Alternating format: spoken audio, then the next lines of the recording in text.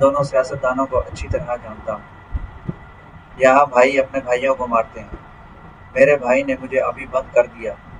میں آپ سے یہ نہیں پوچھوں گا کہ مجھے اپنے خاندان کے لیے کیا کرنا چاہیے اور کیا نہیں کرنا چاہیے۔ میں تمہیں غائب کر دوں گا اور تمہیں تمہاری لاش بھی کہیں نہیں ملے گی۔ آج شام سالگرہ مبارک۔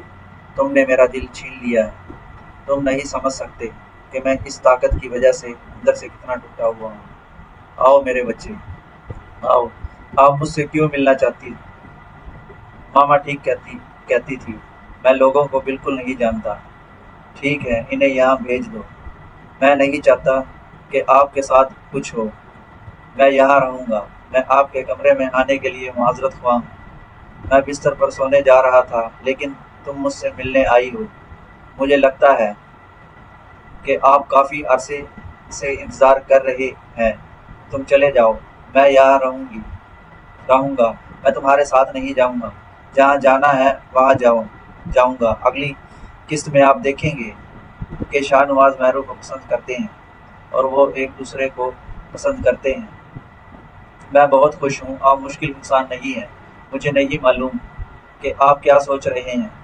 آپ خوش ہیں۔ یہاں لوگ شاہ نواز کے پاس آتے ہیں اور کہتے ہیں، پیارے بیٹے، دنیا کو بتانے کا وقت آ گیا ہے کہ میں نے اپنے بیٹوں کو نظم سکھائی ہے، ایک نظم کی طرح۔ شاہ نواز کہتے ہیں، میں یہاں آ کر بہت خوش ہوں۔ میں نے اپنے چہرے پر بہت سی مسکراہٹ دیکھی ہے۔ میں خوش ہوں۔ میں نہیں جانتا کہ آپ کس کے بارے میں بات کر رہے ہیں۔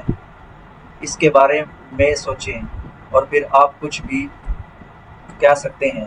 یہاں کوئی جو شاہ نواز کے پاس آتا ہے اور کہتا ہے کہ بیٹا، دنیا کو بتانے کا وقت آ گیا ہے کہ میں نے اپنے بیٹوں کی پرورش میں حصہ لیا ہے، جیسا کہ یہ ایک نظم ہے۔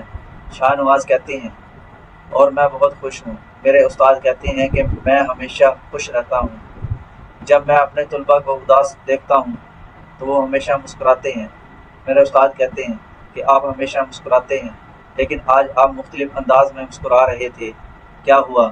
سب کچھ ٹھیک ہے؟ میں بہت خوش ہوں۔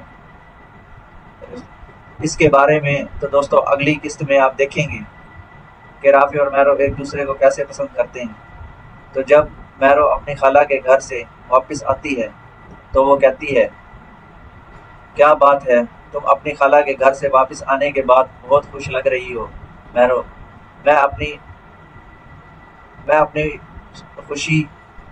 میں نے اپنی زندگی میں بہت سے لوگوں کو دیکھا ہے جو ہمیشہ مسکراتے ہیں۔ وہ کہتے ہیں کہ جب میں آپ کے ساتھ ہوتا ہوں تو میں ہمیشہ مسکراتا ہوں، لیکن آج میں مختلف انداز میں مسکرا رہا تھا۔ کیا ہوا؟ سب کچھ ٹھیک ہے؟